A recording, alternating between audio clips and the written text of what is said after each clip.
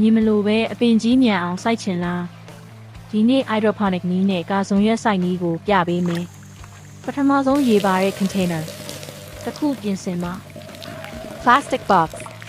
ဒါမှမဟုတ်ပုံးနဲ့အသုံးပြုလို့ရပါတယ်ထို့နောက်ရေထဲမှာ Hydroponic nutrient. ထည့်ပေးပါဒီ nutrient ကအပင်အတွက်အစာပါပဲကန်ဇွန်ရွက်မျိုးစေ့သို့မဟုတ်ဖြတ်ထားတဲ့အပိုင်းကို Sponge သို့မဟုတ် net pot. ထည့်ပြီးရေပေါ်မှာတင်ပေးပါနေရာမှာနေအောင်အလုံးလောက်ရအောင်ထားပါနေတိုင်းရေ level ကိုစစ်ပြီးထပ်ဖြည့်ပေးပါ3ရက်ကနေ5ရက်အတွင်းအမြင့်ထွက်လာပြီးအပင်စတင်ကြီးလာပါပြီ